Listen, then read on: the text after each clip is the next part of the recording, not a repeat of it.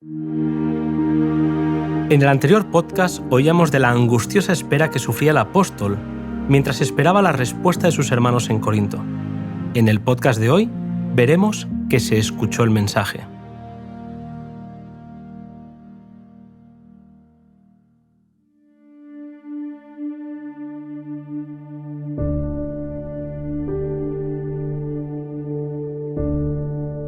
Desde Éfeso, Pablo emprendió otro viaje misionero, y aunque se le abrió una puerta en Troas, su corazón seguía preocupado por el efecto que su carta hubiera tenido en la iglesia de Corinto. Esperaba recibir noticias al respecto al encontrarse con Tito, pero no lo encontró, y su corazón se turbó. Más tarde, en Filipos, estando ya con Timoteo, pudo finalmente encontrar a Tito, que le trajo las alegres nuevas de que se había realizado un maravilloso cambio entre los creyentes corintios. La instrucción del apóstol había sido recibida y muchos se habían arrepentido de sus pecados. Lleno de gozo, el apóstol envió otra carta a los creyentes corintios, expresando la alegría de su corazón por la buena obra realizada entre ellos. Después de haber escrito la primera carta, Pablo estaba torturado por el temor de que sus palabras fueran despreciadas y había lamentado haber escrito tan decidida y severamente. Pero cuando supo del arrepentimiento producido por la influencia de la gracia divina en el corazón, supo que los corintios habían estado inducidos a confesar y abandonar el pecado. Pablo sentía profunda preocupación por las iglesias.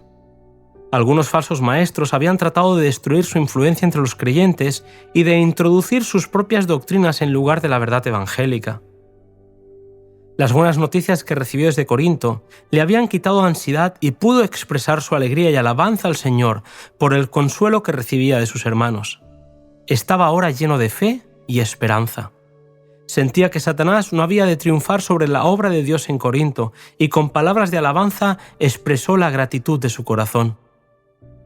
Comprometido con predicar el mensaje del Evangelio, Pablo deseaba hacer sentir a los creyentes la solemne responsabilidad de su ministerio. Les escribió que solo la fidelidad en la predicación de la palabra, unida a una vida pura y consecuente, puede hacer aceptables a Dios y útiles para las almas los esfuerzos de los ministros. Los ministros de nuestros días, compenetrados del sentido de la grandeza de la obra, pueden con razón exclamar con el apóstol: «Para estas cosas, ¿quién es suficiente?». Pablo afirmó que él no necesitaba más carta de recomendación que la que evidenciaba la transformación de sus vidas. Los creyentes corintios, que habían sido guiados del culto de los ídolos a la fe del Evangelio, eran toda la recomendación que Pablo necesitaba. Su recepción de la verdad y la reforma que se había operado en sus vidas atestiguaban elocuentemente de la fidelidad de sus labores y su autoridad para aconsejar, reprender y exhortar como ministro de Cristo. La conversión de los pecadores y su santificación por la verdad es la prueba más poderosa que un ministro puede tener de que Dios le ha llamado al ministerio. La evidencia de su apostolado está escrita en los corazones de sus conversos y atestiguada por sus vidas renovadas. Cristo se forma en ellos como la única esperanza de gloria. Un ministro es fortalecido grandemente por estas pruebas de su ministerio. Hoy, los ministros de Cristo debieran aspirar a recibir el mismo testimonio que la iglesia de Corinto daba de la labor de Pablo.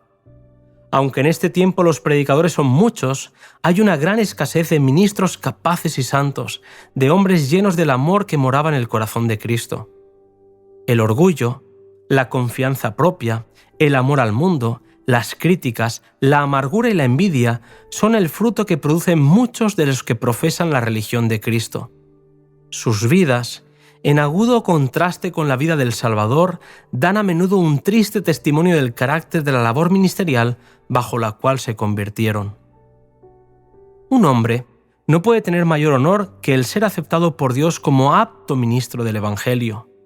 Pero aquellos a quienes el Señor bendice con poder y éxito en su obra no se vanaglorían. Reconocen su completa dependencia de Él y comprenden que no tienen poder en sí mismos. Un verdadero ministro hace la obra del Señor. Siente la importancia de su obra y comprende que mantiene con la Iglesia y con el mundo una relación similar a la que mantenía Cristo. Trabaja incansablemente para guiar a los pecadores a una vida más noble y elevada, para que puedan obtener la recompensa del vencedor. Sus labios están tocados con un carbón encendido extraído del altar y ensalza a Jesús como la única esperanza del pecador. Los que le oyen saben que se ha acercado a Dios mediante la oración ferviente y eficaz. El Espíritu Santo ha reposado sobre él. Su alma ha sentido el fuego vital del cielo y puede comparar las cosas espirituales con las cosas que son del Espíritu. Se le da poder para derribar las fortalezas de Satanás. Los corazones son quebrantados por su exposición del amor de Dios y muchos son inducidos a preguntar: ¿qué puedo hacer yo para ser salvo? Pablo magnificaba la gracia y misericordia de Dios por la cual se le confió el ministerio. Ni él ni sus compañeros habían amoldado su fe y enseñanza para acomodarlas a los deseos de sus oyentes, ni callado las verdades esenciales para la salvación a fin de hacer más atractiva su enseñanza. Habían presentado la verdad con sencillez y claridad, orando por la convicción y conversión de las almas. Se habían esforzado por vivir de acuerdo a sus enseñanzas, para que la verdad que presentaban fuera aceptable a la conciencia de todo hombre. Pablo expresó que Dios escoge instrumentos de barro porque su plan no consiste en que los ángeles inmaculados proclamen la verdad, sino que seres humanos rodeados de flaquezas sean sus instrumentos para realizar sus planes. Aquellos que encuentran al pecador para guiarlo a la cruz tributarán gloria, honor y alabanza a aquel que está por encima de todo y sobre todos. Pablo les recordó a sus hermanos que como mensajeros de Cristo, él y sus colaboradores estaban en continuo peligro. Las penalidades que soportaban estaban desgastando sus fuerzas, y Pablo les recordó que en vista de esto, los seguidores de Jesús han de procurar no aumentar, por el descuido y el desafecto, las cargas y pruebas de los que trabajan al servicio del Maestro. Plenamente convencido de la realidad de la verdad a él confiada, nada podía inducir a Pablo a manejar engañosamente la palabra de Dios o a ocultar las convicciones de su alma. No quería conformarse con las opiniones del mundo para adquirir riqueza, honor o placer. Aunque en constante peligro del martirio por la fe que había predicado a los corintios, no se intimidaba, porque sabía que el que había muerto y resucitado le levantaría de la tumba y le presentaría al Padre. Era la esperanza de salvar almas lo que inducía a dedicar su vida a esta obra. Sentía el poder del enemigo, pero aunque sus fuerzas físicas declinaban, declaraba fiel y resueltamente el Evangelio de Cristo.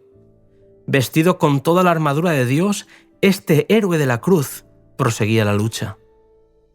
Es muy ferviente e impresionante la invitación del apóstol a sus hermanos corintios a considerar de nuevo el inmaculado amor de su Redentor. Ya sabéis la gracia de nuestro Señor Jesucristo, declaró, que por amor de vosotros se hizo pobre, siendo rico, para que vosotros con su pobreza fueseis enriquecidos. Conocéis, les dijo, la altura desde la cual se rebajó, la profundidad de la humillación a la cual descendió. Habiendo emprendido la senda de la abnegación y el sacrificio, no se apartó de ella hasta que hubo dado su vida. No hubo descanso para él entre el trono y la cruz.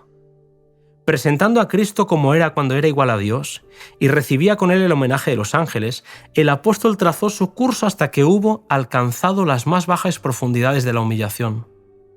Pablo estaba convencido de que, si podía hacerles comprender el asombroso sacrificio hecho por la majestad del cielo, barrería de sus vidas todo egoísmo. Cuando estudiamos el carácter divino a la luz de la cruz, vemos misericordia, ternura, espíritu perdonador, unidos con equidad y justicia.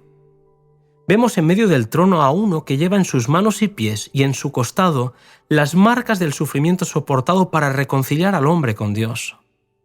Vemos a un Padre infinito que mora en luz inaccesible, pero que nos recibe por los méritos de su Hijo.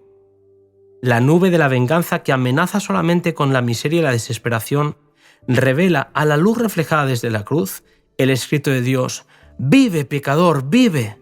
Vosotros, almas arrepentidas y creyentes, vivid. Yo he pagado el rescate». Al contemplar a Cristo, nos detenemos en la orilla de un amor inconmensurable.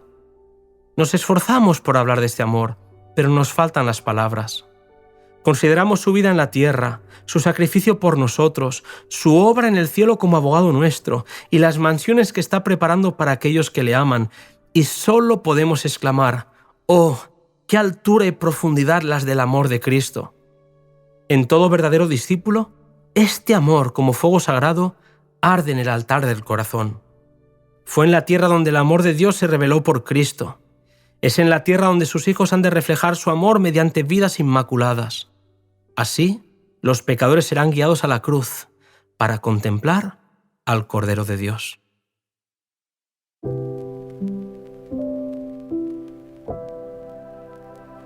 No hay mejor manera, querido amigo, de terminar un podcast que levantando al Cordero de Dios.